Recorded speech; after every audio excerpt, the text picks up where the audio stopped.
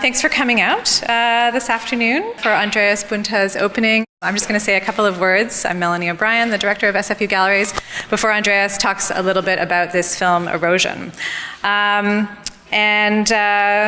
I guess Andreas and I have been speaking about how long we've known each other, and was really happy that I met him in Berlin, we think, about 6 years ago, and was very happy to go to his studio and see previous works, and some of which deal with kind of brutalist architecture, specifically at universities. So Béton from 2010 looks at the University of East Anglia, and even at that time I was thinking, oh, I really wonder what he would think about SFU. So I didn't even work here yet, and already was thinking that we had to find a way to work together. And we've done that. So really just very happy that we are able to bring him back to make a film here. And I know that many of you have seen his works in Vancouver at the Or Gallery and at Republic. And so we're just thrilled to kind of build on that conversation. I think most of you are quite familiar with his work since we're a small group here. But just really thinking about how Andreas has considered the relationships between technology, architecture, and behavior, really the body.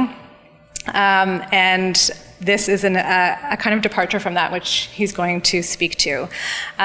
Just to go back to the fact that he was here in 2014 as artist in residence at SFU with the Odin Visual Artist in Residence, and working with students, and it was fortuitous that at that time we could say, okay, what can we do together about SFU? We were able to work with the School for Contemporary Art, so thank you, Elspeth and Judy Radul, and also with Cineworks, and Jem Noble is here, so thank you as well, to making that happen. And that the film also is going to enter the SFU art collection, so that also feels really great to have a work made here. I don't think very many works have been made about SFU or on this campus, and so to have it enter the art collection is also really exciting for us. And it also is something that Erosion and what Andreas has been thinking about in terms of architecture as geology is also something that is tying into a kind of larger program that we're rolling out in thinking about land use and thinking about projects and artists and ideas that consider how aesthetic investigations and how land's commodification via both deposit and extraction, amongst other things, development, affects cultural and natural values. And I think that Andreas's work here is considering how campuses are built, how cities are built, is part of a massive kind of man-made shift as in geologic processes as part of this thinking. So you are going to speak more to the work, so I'm going to skip that part.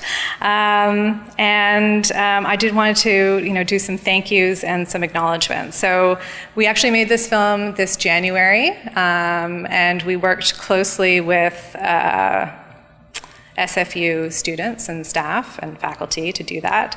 So I wanted to very much thank Alicia Seriani and Ryan Amarcora, to pronounce your name incorrectly, and Sharon Canoff and Pietro San Marco, who all worked on the film, and Mandy Jensen. So that was a really nice way to connect with the students that are actually here. And then I also wanted to thank a number of other people who were instrumental. So you can see that there are labs and other kind of departments that we really worked with to access some of these sites at SFU. And so there was SFU's River Dynamics Lab is really important to us. Dirk Kirst and Glenn Jasheko was important. I'd like to also acknowledge Michelle Smith at Dim Cinema, Derek Brunin, Karina Irvine, and Christina Hedlund for their work on this. And so, oh yeah, and I also should tell you that we have some related programming coming up at Dim Cinema. So on September 28th and also on October 26th, we've programmed a series of films that relate to some of the themes being brought up in Andreas's work. So the first evening really looks at geology and architecture, and the second evening looks more at the university as a site. So before Andreas speaks, I just wanted to also give a bit of bio. and to say that his work has been widely exhibited, aside from at the Ort Gallery in Republic, including at Kunsthalle Wien, at the Martin Gropius Bau in Berlin, at the Museum of Art and Design recently in New York, at Corner House in Manchester, the Kunsthalle in Basel, Kunstverein Hamburg, and just this past winter, the Berlinale Film Festival, and that he's also working towards a new project for the Munster Sculpture Project for next summer, which is very exciting. So thank you so much for being here, and it's been really an amazing experience working with you, and look forward to what you have to say. Okay. Yeah, thank you, Melanie, for the kind introduction. And yeah, thanks for everybody who contributed to this, and it was a very interesting opportunity for me to produce a new work. I'm not really used to speak in front of my own presentation in a way, and I was a bit scared that I might ruin the whole thing a little bit by explaining it away too much. So I made some notes in order to keep me on track, and I hope, let's see how good I am at not doing this. I thought that maybe it makes sense because Melanie was mentioning also Beton, this piece that I did in 2010, which was dealing with university architecture in England, to start a little bit by contextualizing this approach to a campus, by talking a little bit about that work, which consists of two films and a series of collages that are usually displayed alongside each other, dispersed in an exhibition space, and that also is contextualized in an architecture that is built for these presentations. Thematically, this piece was exploring a series of new universities that were built in the 1960s in England, and which set out to subject the concepts of education and teaching, mainly the organizational structure of the institution as a whole, to a severe amount of reform and experiment. And it was a shared belief at the time that architecture would play a really important role in this implementation of new programs and ideas. And the idea was, or the aim was basically to create a campus architecture that would allow to produce better, academically more mature students, better adjusted citizens that would be able to create a new sense of community. And so I was interested in this kind of belief in the fact that it is possible actually through architecture to do all these things, which maybe in our time is not such a common thing anymore. For these projects, the architects were mainly given carte blanche, so they were basically building on a green grass and could do whatever they want or thought would be appropriate to achieve this aim. And so it led to a number of really radical campus designs. And so that was the kind of backdrop that this piece operated. And it was the idea to investigate this belief in the normative power of architecture. Another aspect, of course, and that's indicated also in the title, is the fact that most of these projects were heavily using concrete as a building material. And so I was interested in this idea of, concrete being something like a liquid stone that could be cast in almost every shape through molds, and that this is a really sculptural process in a way, and to think about architecture as a sculpture or at large scale in a way. That was the thing. So one of the films documents an example of this university architecture, the University of East Anglia, which was built by Dennis Leston. And it focuses on the sculptural forms of that concrete campus that Leston built there. And his idea was basically to use architectural elements and devices like staircases or walkways to channel movement through the campus and to provoke certain kind of meetings between faculty members that would otherwise not really meet each other. So it was the idea to create a kind of interdisciplinary environment by creating a certain choreography of movement through the campus that would, in his view, allow for this. The film basically shows the campus void of people. So I went there during the summer breaks and spent 5 days there and filmed on the campus, and not showed any people moving through the actual environment, but basically there's of course a strong emphasis of movement through the stuff that you see, through the walkways and the staircases, that you think, oh yeah, well, this is of course something that leads to movement. The movement of the human body then was presented in another film, in the second film, that was in which people were performing simple tasks in front of a grid background. I mean, we've seen another piece that was using these big grid backgrounds. And 2014, I showed this in Andreas Gallery. But that was the first time I was using this kind of setup. The movements that these people made was derived from regulations on norms of building regulations for universities. So there were actually attempts to find out how much space you would need in order to grab a book from a shelf. So how far do the shelves need to be apart?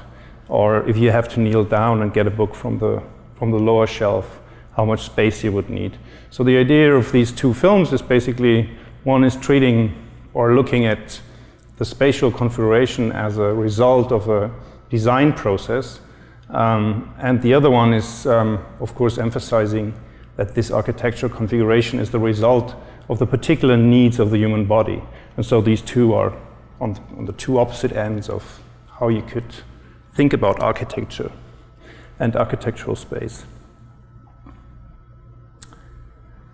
Yeah, for this piece, for Erosion, I actually wanted to take a different approach and have a more remote starting point for the investigation of the campus. And I was interested in thinking of architecture as a process, as a kind of continuous process that starts long before the actual construction period. For example, here in this case, with the formation of Burnaby Mountain, that took something like 40 million years to build up until it was then added with another layer of architecture. And I was also thinking of it as a kind of process that is not finished in the moment that the construction is finished, but that is continuously somehow changing and altered. So the idea was to widen actually the perspective into a kind of more, into a time span that is, related to a geological time, and to at the same time acknowledge that this geological time frame has been interfered with by the human existence to various things that we do to the planet, and that can be considered a geological, having a geological scope in a sense. So the idea is to think of the campus as an assemblage of materials, a conglomerate of sand, cement, steel, glass, ceramics, wood, plastic, cotton, aluminum, etc. And that not only impact the users, the people how people can move through the campus, how they can gather, how they can learn inside of it, but as a kind of conglomerate that constantly interacts with and is modified by the environment. So in comparison to Beton, Erosion is based on the attempt to shift the focus away from architecture's most obvious relationship with the human protagonist as architectural style, for example, an environment primed by a certain ideological concept about learning, about knowledge or social interaction, etc. So to shift this focus to a close reading of the material properties of the campus and the processes that it is entangled in, or that these materials are entangled in. Yeah, while working on thinking about this presentation this morning, I tried to recall some kind of materials that I found in the research that were influential in shaping this approach or allowing me to develop it.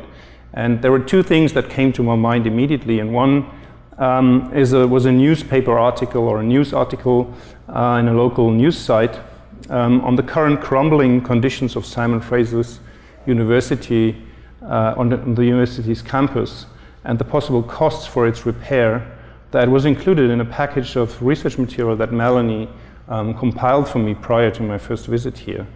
And the articles kind of established a kind of quite dramatic panorama stating that the campus suffers from mold infestations, cracking foundations, exposed rebar, leaky roofs and pipes, and even crumbling staircases, and that teachers will refuse to teach in certain buildings, and certain parts of the campus have been deemed as structurally unsafe and closed, and that the repair cost would be roughly $700 million. So that was a kind of first mark for developing this kind of approach to the campus. And what was interesting is that the article continues in proposing that the location of Simon Fraser University's campus on atop of Burnaby Mountain plays a central role in the unusually rapid deterioration of its facilities. So they said that exposing that this location exposes the building to high moisture, rain, low clouds and fog, and that all of this accelerates the weathering process in an unusual way. At that time, of course, I had not really an idea of what it would be like to be here, and I had never been to Vancouver. I only heard from friends that there are certain things one has to take into account if you come towards the autumn or winter, and that includes rain and all these things. So that set a bit of a priming in my way of thinking about this project. The other source of material that immediately came to my mind was a lecture by a scholar and architect, Lindsay Bremner, that she gave in context of the Anthropocene project that was carried out between 2013 and 2014 at the Haus der Kulturen der Welt, which was a very, very interesting project. And in her lecture, she talked about Tempelhof Airport in Berlin, which was built in the 1930s by the Nazis, and which consists of a lot of limestone that is cladded onto this really extensively big structure that sits there in the middle of the district. And she suggested that to read the airport as a man-made geological formation consisting of vast quantities of limestone transported from the south of Germany to Berlin. And she went on to discuss how this relocation of earth materials creates a new geological formation that alters and interacts with the Berlin environment. So she talks about Tempelhof not as a kind of historical building, that is exemplary for a particular style that the Nazis had created, but she thinks of it as a kind of, she names it an active agent that redirects flows of energies, alters the shape of the Earth's surface, and that the building produces new fractures and faults and fault lines that have to be taken into consideration when one discusses and thinks about buildings. So these two things, like out of many others that were that came up in this two-year research period, somehow set the tone for my thinking around the campus, and for actually thinking of it as a geological deposit, which was added in almost only 18 months to a structure that has been built up over 40 million years. And so this kind of contradiction that lies in this, and also the kind of analogy, that was something I was interested in. Yeah, so